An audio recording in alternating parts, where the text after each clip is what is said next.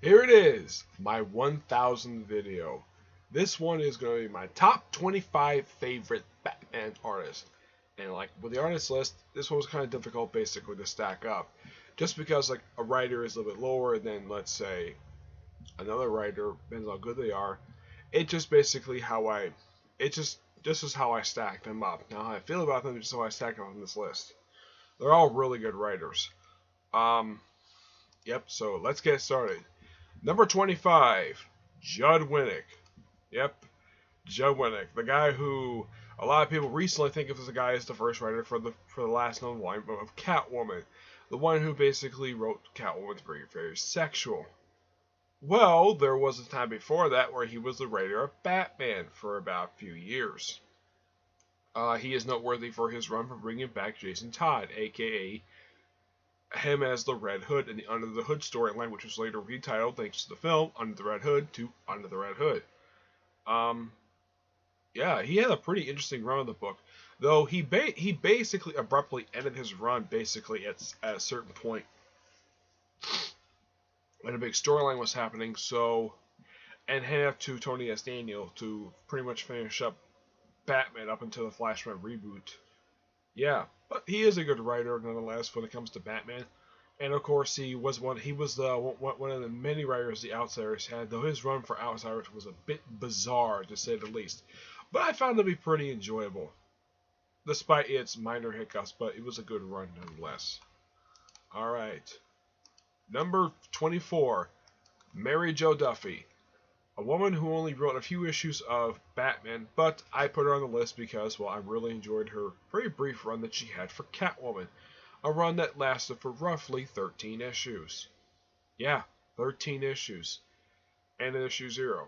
So basically, this is the woman who basically launched the Catwoman as an ongoing series for the first time back in the early 1990s. Yeah, but as she's probably not the one responsible for giving her that purple costume, that was Jim Balent. Yep, that was Jim Balent did that. Currently, Jim Balent is known for doing Tarot, which is the Black Rose. He does that series. He does the writing and artwork for that series. Yeah, a character who spends half the time basically fighting in basically either she, well, how should I put this? Basically, of Tarot, Witch, Black Rose. It's a series where the main character, along with her sibling, along with her sister, her mother, tends to fight people in nude or at least have sex a lot in the comic book, because that's how Jim Balent normally is. Yeah, drawing characters is very sexual. But back to Mary Jo Duffy. She had a really good run for Catwoman, and I really enjoyed it. She wrote a few issues of Batman, but I put her on here because she was the first writer of Catwoman, and plus I just really enjoyed her run. All right, though she was succeeded by Chuck Dixon. Number 23, John Ostrander, the guy who created the Suicide Squad. Yep.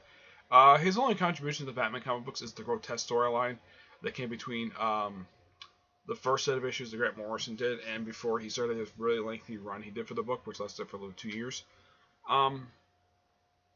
But the Grotesque storyline was actually really good. He did it with longtime fellow collaborator Tom Mandrake, who basically worked with him on the Spectre and the Martian Manhunter series. Yep. Basically, John Ostrander, when he was on Suicide Squad, he did include several known Batman villains, or at least people who are associated with Batman. People like Deadshot, the Penguin, Poison Ivy, Bronze Tiger, even though his connection to Batman is very loose. Yeah, but he's noteworthy for basically adding a lot of known Batman villains to the Suicide Squad. Though he had villains also from the Flash and Superman and Wonder Woman's Rogues Gallery, even Green Arrow. Yep. But he had several Batman villains, and he wrote them really well. Too bad, and he also wrote the first Deadshot miniseries, so you have that on him, basically, which was really good. The guy's a really damn good writer. So yeah, that was number 23.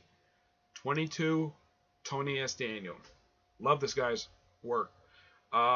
Sorry, basically, this guy's work is a little bit lower than expected, but there's a lot of other really good ones, basically, and this was very difficult to do, despite the fact I really enjoy the guy's work. At least, basically, He's very high on my favorite artist list. This might think he's not very high on my writers list. That does not mean he's a bad writer. No, he's not. He's a really good writer, and I really enjoy his work. It's not like I enjoy his work at least, but I just really, really enjoy his work. Work on Batman, Detective Comics, Deathstroke. He did recently some work on Justice League. I have heard that he's going to be one of the artists for when the series hits 800. Pretty soon actually. Yeah, it's getting pretty soon, close to 800 issues. Matter of fact, I've seen online where he has drawn a variant cover for basically Batman at 800, which it looks awesome. But yeah, Tony S. Daniel basically is known for doing a lot of good, noteworthy stories, but some people think, okay, maybe one of the reasons why his name is a little bit lower on this list is because what happened with the first issue of his run for Detective Comics, the issue where the Joker had his face removed and nailed on a wall. Yeah, that was kind of disgusting. I have no idea why Tony S. Daniel did that for. It's probably one of the most embarrassing things he's ever done. But for a lot of people, it's very disgusting and probably turned a lot of people off from his run for Detective Comics. But I found his run to be pretty enjoyable, despite the fact that the initial villain he started off with disappeared after a few issues, and then he got placed by the Penguin. But he at least stayed as the artist of the book after he stopped being the writer. And of course, he did have his pretty lengthy run for Deathstroke. The run lasted for pretty much a year, which he was the writer for the first 12 issues, but he was the artist for the first 6, and he did the covers for the first 12 issues. And I believe he did the not only the writing for basically the annual for that volume, but he also did the artwork as well. Yep. All right. Number 21, Matt Wagner. A few noteworthy contributions basically for him. He wrote these 2 miniseries for Batman where he wrote and drew them.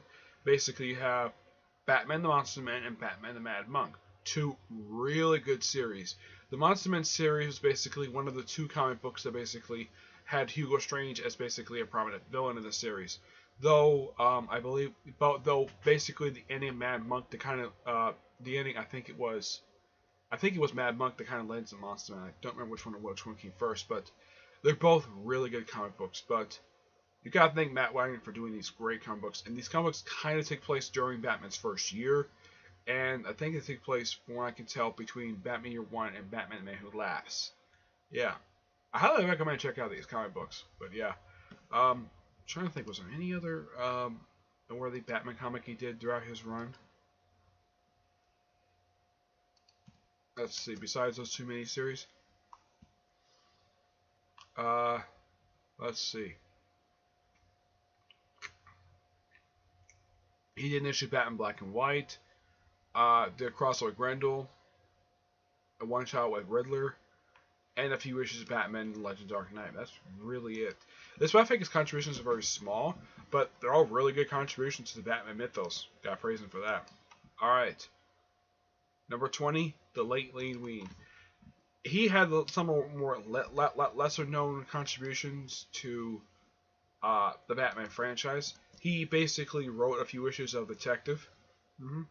Yeah, he wrote for Detective Comics. He only wrote, let's see, he wrote 1, 5.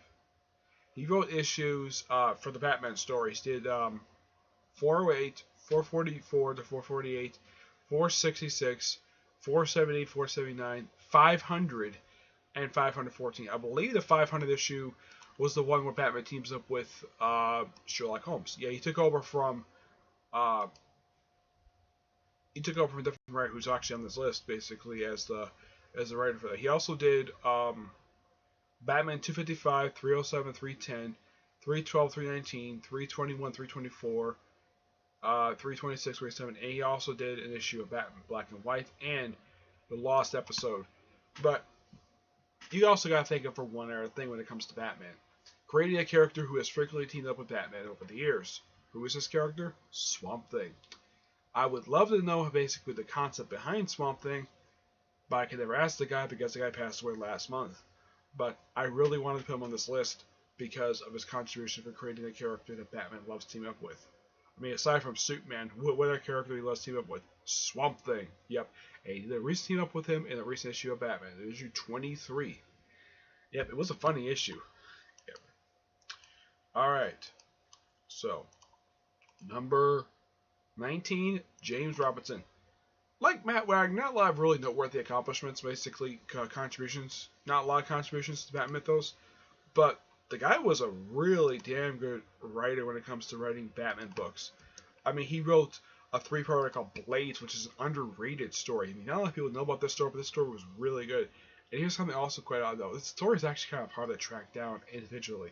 Yeah, I've tried to track this story down, but for some reason, I only tracked down like 2 of the parts, basically. But I later found the last issue online, but it was a really good story. He also did the awesome face-to-face story, which basically had, which was a crossover between Detective and Batman, Wrath of Infinite Crisis, where there was this killer killing off several of Batman's C-list villains. Kill off like Orca, Magpie, several others. And it turns out it was basically a guy hired by Great White Shark basically to do the deed. Yep. He's also did a few issues for, let's see, he did the one-shot between Batman and Deadman. I haven't read it yet, but I don't have an opinion on that one yet. But yeah, and he also did the last annual publish for Superman Batman. So not a lot of contributions, but a pretty good amount. Well, he not only did Blades, he did like a bunch of issues for Legend. He did like 71 to 73, 85, 100, 102 to 104, 114. 133 to 136, and the 7th annual for the series. So at least got praise for doing several issues of the thing, but even though it's not a lot of contributions to Batman Mythos, but still good. Oh yeah, he also did the crossover miniseries between Batman, Hellboy, and Starboy. Awesome comic book, which was collected in the Starman Omnibus, which thank you DC for putting that in there, because I initially thought basically because Hellboy is a character owned by Mike Mignola, that they probably would not do it, and plus since it's published by Dark Horse, they probably would do it. But my guess is that DC must have talked to Mike Mignola personally to get this particular miniseries in, because I think he did the artwork for it, if I'm not mistaken. I think he did the artwork for it, while James obviously did the writing for it. But yeah, there's that. Alright, number 18, Greg Hurwitz, the writer for Batman The Dark Knight, the guy who took over from David Hayne as the writer of the book for pretty much for 20 issues and the annual. Yeah, the last 20 issues of the series. And he also did Penguin Pride and Prejudice, an awesome comic book, which was the first time we got it. This is a guy who took villains that basically were very rarely used and made them and put them in interesting stories. First, he had the Penguin, and then his first arc he did for Dark Knight, he did on the Scarecrow, and then the Mad Hatter, which during that story killed off a woman who was introduced in the previous storyline. Then there was I believe it was a 4-parter where he basically had Batman take on Clayface. And then after that, it was a 2-parter where he taken Penguin again, basically a 2-parter called The Voiceless, where it was basically about human trafficking. And the last couple issues basically was on Man-Bat, obviously. But yeah, basically some noteworthy contributions. Despite the fact this series and that one mini-series is the only contributions I can think of he's ever done. The annual is just basically for Legend Dark Knight, Batman Dark Knight. It's basically all 3 villains he's basically written so far teaming up to go to this haunted mansion. It's just Penguin, Scarecrow, and Mad Hatter just end up in that house. Yeah, it's one of the more hilarious issues, and Batman's only appears in it for like 1 page, but it's a story focused on the villains. So you at least got praise him for basically doing a lot of really good villain stories for Batman and Dark Knight. Yep. Alright. Number 17, Doug Moak. This guy did a lot for Batman, and I do mean a lot. What I mean by a lot? The guy wrote a ton of issues for Batman. Yeah, he did. Let's see if I can find me. Here we go. I mean, during his lengthy run for the Bat books, this guy introduced Black Mask. Yep, he introduced Black Mask. Gotta thank him for doing that. The issues he did were issue 0, 360 to 400, 481 to 559, 1 million in annuals 10, 12, 13, 17 to 21. Let me check that just to be sure. Yeah, he did 17 to 21 as well. He also did a one-shot of Blackgate on the map. I think that was for No Man's Land. The first few issues of he did a lot. He did a bunch of issues for Legends Dark Knight, like 1115, 40, 46 to 49, 86 to 88, 137, 141, 146, 148. He even did one of the crossover miniseries for Batman vs. Predator. He had a pretty lengthy run on Catwoman, which started with issue 41. Well, he did also issue 0 and 25, but he started with issue 41 officially and left after 55. Yep. He had a somewhat brief run for Detective. He did exactly, looks like he did about 41 issues for the series. Yep. But yeah. But this guy basically he basically wrote Batman for a long time, and for a lot of people, basically, whenever it comes with non-Batman work, people have tendency to think that because they wrote Batman for so long that he just can't get away from Batman. Now, this guy also did the second volume of Spectre, the first issue on Wall. During one issue of the book, basically, he had Batman guest star, which I was expecting that because, well, he previously wrote Batman, so why not? But yeah, a lot of really good stories, and from what I've heard, that 400 was going to be his last issue for a while, for at least about 7 years, before he got the book back. He did it, basically 400 was a great issue. It just basically Batman faced up against almost every single Batman villain at that particular point in time, which you gotta praise him for doing that, and plus having a bunch of artists in the book. Now the problem with 400 is this. I have a tendency to basically I've found this issue a few times, but here's kind of the strange thing. This issue is always expensive. Like, really, really expensive. Like, sellers tend to sell this book for about 50 to almost $100 for this book. I mean, yeah, it's a 400 issue of Batman, but come on. Why in the world would you charge that much for it? Yet the issue prior, you charge for like $1 or $2, and you have 400, you charge like ridiculous prices for this book. Like, I think the most affordable price I saw for it was about $10, and I couldn't afford it because I didn't have enough cash on me at Comic-Con. But my gosh, wow! That people tend, the sellers basically, when you find a seller that tries to sell this particular issue, it is super expensive. It's probably one of the most expensive comic books, and the comic book is not worth very much at all because it didn't come out pre-1976. This book came out back in 1986. I don't really get of why in the world people would charge so much for this comic book. I mean, yeah, it's a good comic book, but why in the world would you charge this much for it? It's ridiculous. Yeah, it's bizarre, to say the least. But, yeah, good writer. Next is Alan Grant, the guy who started Batman Shed of the Bat series, and pretty much was the first writer for Batman, for Detective with John Wagner, after Crisis on Infinite Earths. Yeah, this guy had a particularly odd way of telling stories. I mean, he did introduce a few characters that are noteworthy associated with Batman, like he introduced Victor Zsasz, Anarchy. Yeah, also the same character appears on Arrow, though I've wanted to ask him how he feels about basically Arrow's depiction of Anarchy, if he actually watches the show. And of course, Dr. Jeremiah Arkham. Yep, in the famous storyline, The Last Arkham. Now, I bet basically for a lot of people it's probably very rare for a writer to say a book for 92-ish, for at least, I think he's staying in the book for, I think it was like 90 issues, I believe it was. Let me double check that just because you're using the book for a long time.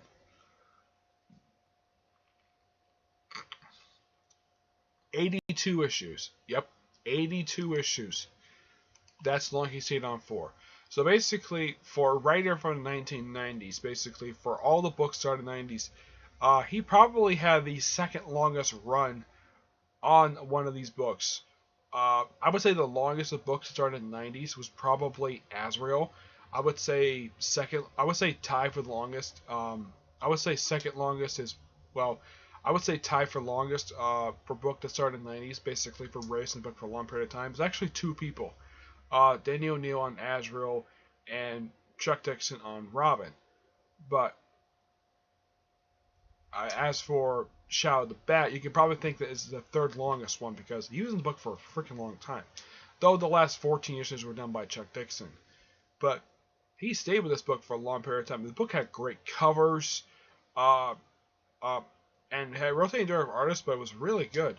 Such an enjoyable comic book, and DC is finally putting this series in trade. I believe the second volume just came out very recently. Yep. But yeah, bit weird of a writer, but still pretty interesting. Number 15, this one is basically a couple. Yep, Jimmy Palmiotti and Amanda Conner, the writers of Harley Quinn. Though I've seen, oddly enough, for January, apparently not doing a January issue for some reason. Yeah, but these two basically always stick together when it comes to doing Harley Quinn. That's the reason I put them on here, because they did a lot of Harley Quinn comic books. Yeah, Harley Quinn's the reason why I put them on here, and they're pretty high because of that. Because their run for this book is so amazing. I think right now the book just reached I think it just almost reached almost 30 issues in this run. But yeah, I always say they bring a lot of humor, interesting thing, though it's set in its own continuity and it tends not to interfere with anybody else's continuity. Though it did have a guest star appearance by Batman for one issue, for at least a couple issues. But yeah, actually it was one issue of the comic book and of course a Valentine's Day special. Yeah, it's like these two did a really good job basically keeping this character relevant. Yep, and made the book interesting. Alright, number 14, Mike W. Burr, the creator of The Outsiders. Yep, I had him include on here just like I included the late Jim Aparo. Yep.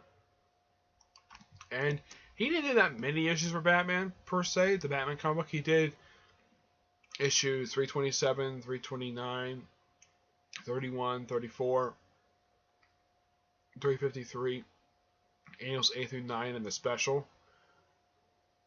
And he did like a few one-shots here and there, but not a heck of a lot. But he was also noteworthy for being the one of the last regular writers for Brave and the Bold, which was a book that he was basically was one of the Bat books.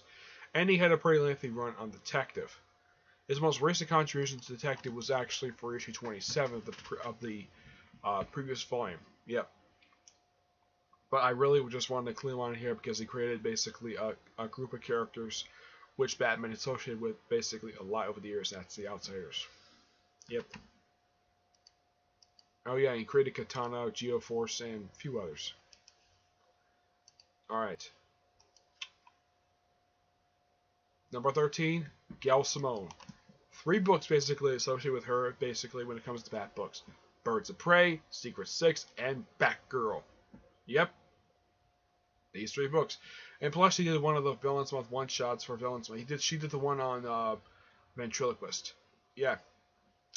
Her Birds of Prey is basically, for a lot of people, basically her most popular run. Along with Secret Six. People love these 2 runs. But in the case of Birds of Prey, she actually did this book for a pretty good period of time. She did this book for roughly, I think she skipped like 1 issue. But she did it roughly for about, I think it was about 54 issues, I believe. Yeah, 54 issue run. But she skipped like a couple issues here and there. But she did a book for a good amount, almost 5 years. Then, of course, she moved on to doing Secret Six, which she did a book for a few years. And the Eliza book was canceled after the ongoing series for Secret Six, the second one that I had, the 3rd volume. After 6 issues, the reason why? Flashback reboot, that's the reason why. And then they brought it back, but for some stupid reason, they decided to have it where the series suffered through some delays for no explained reason. Like the first issue came out one particular month, and then the second issue came out 2 months later, and then issue 3 they had to wait 4 months for basically the continuation of the story. Yeah, it's really stupid. I'm not sure what the heck DC's problem was basically getting this book out on time, but once the book finally came out on time, yeah. Once the issue 3 came out, basically the book basically was regularly published up until DC Rebirth happened, where the book ended again. It's like DC doesn't like Secret Six for some reason, despite the fact it's actually one of their top-selling books. Yep. Yep. And of course, for basically when it comes to Birds of Prey, she basically developed the concept people who developed the concept associated with the series that people tend to think of when people think of Birds of Prey as a superhero group, basically where its first founding members are Oracle, Black Canary, and the Huntress. Though they did have other people join later on, but Basically, she started that concept. Chuck Dixon basically made Birds of Prey a spy series. That's basically how he had it. But yeah, she basically created the modern concept. Basically, people would think of the Birds of Prey. Yep. And plus, you got a love for Secret Section. That's amazing. Number 12, Tim Seeley and Tom King. The guys who did Grayson, and currently these two are doing. Tim Seeley is about to wrap up his run for Nightwing, and Tom King is currently doing Batman. Yep. Yeah, and Tom King basically. Now, some people think Tim Seeley was the one basically who was briefly who basically was in CIA. No, it was Tom King. Yeah, Tom King was in the CIA. Though the stuff he did for the CIA is actually classified. He can't tell anybody what he did in the CIA because he would probably have to kill them. That's basically how things work when it comes to spy business. But yeah, these two guys are two wonderful writers, and Tom King is still doing an amazing job on Batman 1 year after he basically. I mean, he's been on the book since roughly last year. Basically, he's been on the book for a while now, and he's done roughly about 33 issues with this run so far in one annual, and the book is still freaking amazing. Yeah, it's amazing book. Though I think that I Am Suicide was a bit dipped down from his normal stuff he's known for doing, but start with I Am Bane, the book got much better. Yet I Am Suicide was a bit stepped down from I Am Gotham, but still pretty enjoyable storyline. It did bring in some characters. But at least Tom King is a fan, and he knows basically what people want. Basically, if people want to say the Batman villains, he'll give the Batman villains, even some of the people I haven't seen in a long time. Yeah. In the case of Tim Seeley, a guy who basically was originally an artist first, then he became a writer. He still does some artwork now and then. I think the most recent artwork he did was he did a variant cover for Hack/Resurrection. Yeah, he did a variant cover for that one because, well, he did create the group. And yeah, and Tim Seeley's going to leave after Raptor's Revenge storyline wraps up, and then he's going to go over the Green Lanterns, which that's going to be interesting. Yep. But at least Tim Seeley basically is an interesting time basically doing Nightwing. I mean, Nightwing has been consistently good the entire run, despite the whole thing of how he treated Dick Grayson's relationship with Defacer. Yeah. But despite that, awesome. Alright. Number 11. Grant Morrison, Neal Adams. I really want to put Neal Adams on here because of Batman Odyssey. That's the only reason why. As for Grant Morrison, I mean, this guy created Damian, the guy who currently is Robin. And basically, he's the one who basically gave me the identity of Robin. And he also started the awesome Batman and Robin series. And Batman Inc. Another concept he created. Basically, it's like, this guy basically is a huge fan of the Silver Age and brings back characters people who haven't seen in a long time. Some people may have heard like Lord Deathman for the opening issue of Batman Inc. But still an enjoyable book. I love it. I own like 2 trades that collect Grant Morrison's run for Batman. I own Batman's Son, and I own, which is basically the deluxe edition of 2 trades, Batman's Son and Batman Black Love, and of course, Batman R.I.P. I don't own the Resurrection of Ra's al Ghul yet. That's one of the next trades I'm hoping getting. Hopefully, I can get more trades to collect Grant Morrison's run.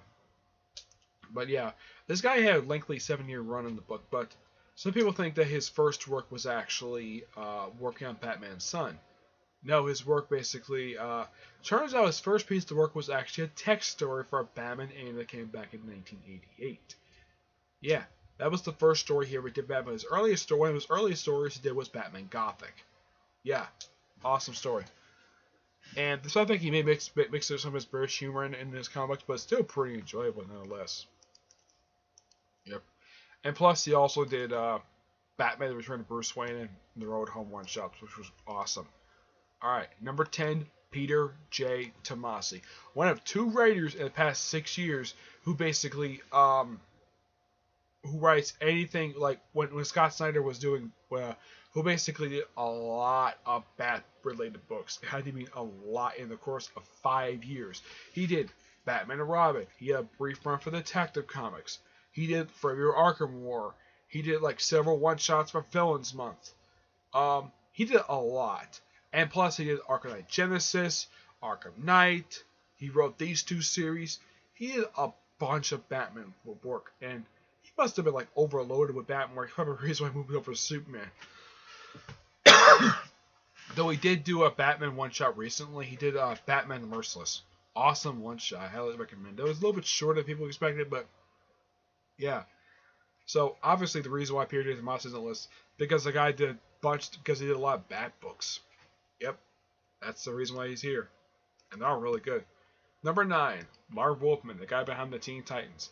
This guy did also have a run for Batman. Not very long. I mean, this guy was noteworthy for bringing in Tim Drake. Yep, he created Tim Drake for. He's actually, it's like Bob Kane and Bill Finger created Dick Grayson. Sherry Conway and Don Norton created Jason Todd. Marv Wolfman, George Perez, and whoever the other two people are on for basically year 3 in One Place in Dying created Tim Drake, and of course Grant Morrison and Kubert created Damian. Yep, there's those 4 Robins there. So yeah, and people love Marv Wolfman's work, and the fact that this guy also had a pretty lengthy run on, had a pretty brief run on Nightwing. Oh, I almost forgot. Peter Tomasi, before he did Batman and Robin, he also had a 14-issue run on Nightwing. He did the last 14 issues. He started with issue, I believe he started with issue 140. I believe, yeah, he started with 140, and then there's one with issue 153. He was the second to last regular writer of the book. Marv Wolfman was his predecessor in the book. And Marv Wolfman started with issue 125 and left after issue 138. Yeah, he had like 1 year in the book, but it was amazing the fact he came back to actually do this character briefly. And during his run, he introduced a new vigilante, Dorian Chase. I mean, Wolfman basically is noteworthy for introducing a lot of characters. Basically, people think of DC Comics, characters like Cyborg, Raven, Starfire, Deathstroke, Deathstroke's family, the first bunch of vigilantes. Yeah, almost every person is taken into the mass vigilante except for the one from the second volume for the series. And that relates to Cowboy that did back in the 40s. I'm talking about the one who wears a mask and shoots and kills criminals, who essentially put is Marvel is DC's version of the Punisher. Yeah, and Wolfman created almost every single version of the Vigilante except for one. Yeah, almost every single one, which I got praising for that. But the guy did a lot of work for Batman, basically, mostly in the case of Teen Titans because of how well he wrote Dick Grayson. And of course, over a long period of time.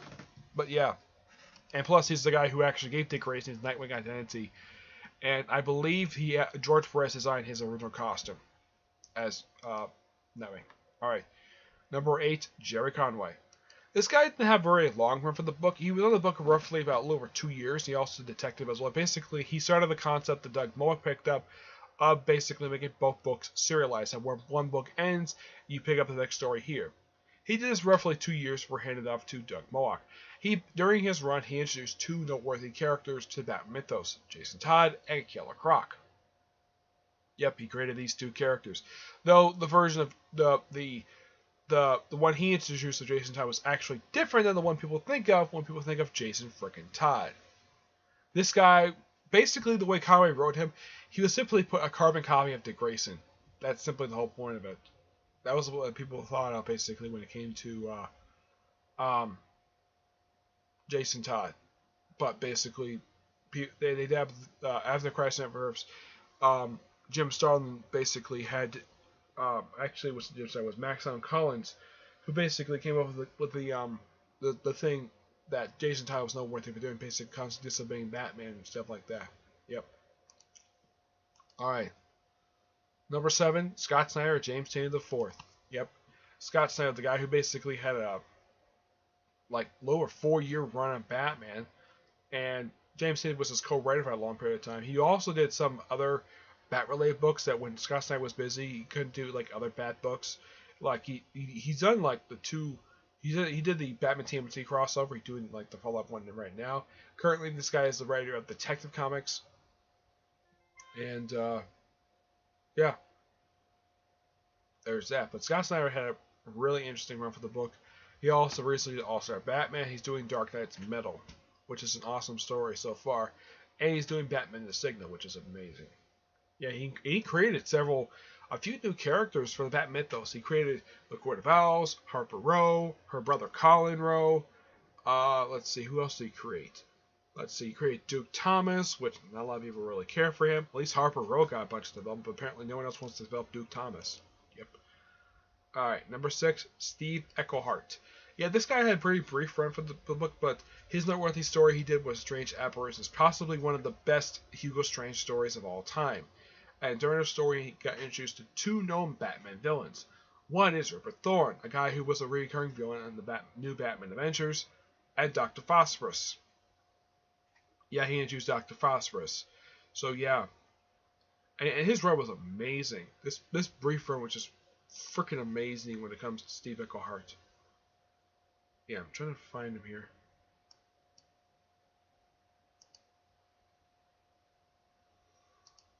There he is.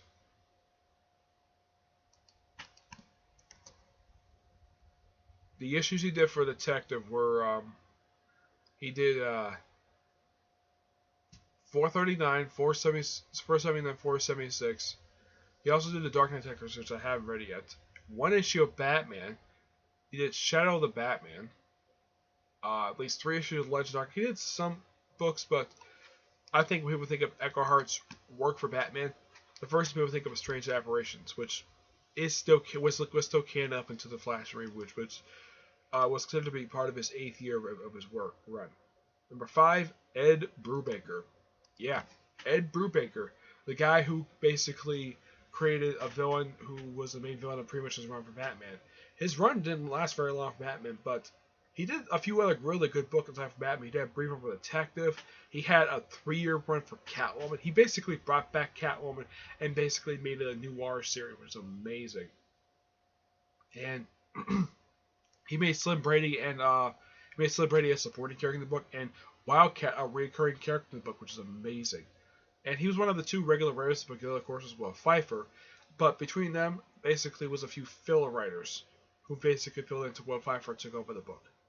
Yeah, and Brubaker was in the book for 37 issues. But there was also one noteworthy book that Brubaker did when he was working at DC when it comes to Bat-related books. What book was this? Gotham Central, a book about the GCPD, who actually went to war for a 2-part story when Renee Montoya was outed as a lesbian. Yep. But he is one awesome writer. I mean, people tend to think of him. A lot of people tend to think of him basically first for his run for Captain America, which is amazing. I own like a good chunk of the run. I own the entire. I own like currently right now I own 2 trades that collect his run. I own Winter Soldier and Red Menace. I'm planning on collecting more soon. Okay, but yeah, a lot of really good stories that Brubaker did. And I highly recommend checking out the new printing of the Gotham Central trades. It's in 4 trades, so it shouldn't be too hard to find these things. They're probably kind of expensive, but they probably shouldn't be that expensive. All right, number 4, Paul Dini. Yep, Paul Dini. He did Gotham City Sirens. He also did Santana. But Santana is basically not technically part of Batman mythos, but she's popped up now and again in Batman books. But Paul Dini also had a pretty lengthy run on Batman, which was a series of basically one-shot stories he did while Grant Morrison was doing his run for Batman. Yep. And the covers were sort of like in black and white, if you ever had a chance to check out his run. And he made Riddler a really interesting character. Yep. And he also did the Gotham City Sirens series, which I've heard is going to be turned into a movie soon, with Margot Robbie as Harley Quinn. And I've heard rumors galore of who's going to play Catwoman and Poison Ivy. But yeah, Paul Dini is an awesome writer. He recently just did work for Harley Quinn, doing a backup feature for Harley Quinn, basically tying into the Batman animated series. Yep. Number 3, Greg Rucka, one of the most prolific writers of the 2000s after Chuck Dixon left. Yep. He did books like, let's see, he was one of the writers for Gotham Central. He basically wrote the Detective comics for a good period of time. Yeah, he did a lot of really good work. Let's see. Look it up here. I mean, aside from like his work for Detective Comics and Gotham Central, he also did books like Death of Maidens, The Few Issues Batman Chronicles. He did a pretty lengthy run for Batman. Did any issues like 565, 568, 72 to 74, 87. Let's see. He did a one shot that started off Batman Fugitive. He did he was one of the writers for Shadow of the Bat before the book ended. He had a pretty lengthy run for a detective, lasting for 732, 35, 39 to 53, 55, 75, 83, 84 to 65. Yeah, pretty long run. He was also the last writer. He was one of the last. He co-wrote the last two issues of Joe Whitnick's run for Outsiders, and that's it when it comes to basically his. Oh yeah, he did a crossover miniseries, team-up miniseries between Batman and Hunters. I haven't read it yet, but yeah, I met the guy, nice guy, and I really enjoyed the guy's work. Yep. And number two, some people think this guy would make number one, but he made number two, and that's Denny O'Neil, the guy who basically put Batman back, brought one of the people who even Neil Adams started it. Basically, Denny O'Neil basically brought Foley back to his dark roots. You got to praise him for that. And he created a few noteworthy characters when he was working on Batman. Created people like Ra's al Ghul, Talia, the League of Assassins. Let's see. He also created Azrael with Joe Quesada. Yeah, the guy behind One More Day. He worked on the Azrael series for 100 issues, for at least the entire series and all the annuals. Anything related to Azrael, he did it himself. I wonder how he feels about the current Azrael, basically, of how he's depicted in Detective. So yeah, he also did. He was also one of the recurring writers for Legends Dark Knight. He was actually the first writer for the series who did the storyline Shaman, which took place during Batman Year One. Yep. Alright, now, number one is Chuck Dixon, a guy who did a bunch of work for Batman. Yeah, I mean, this guy started several comic books, basically, when he was doing the Bat books. He started Nightwing, Robin, Birds of Prey, though in the case of three of them, Robin, he left with 100 issues, though it came back for a few issues later on. He did Nightwing for 70 issues, and he did Birds of Prey for 43 issues.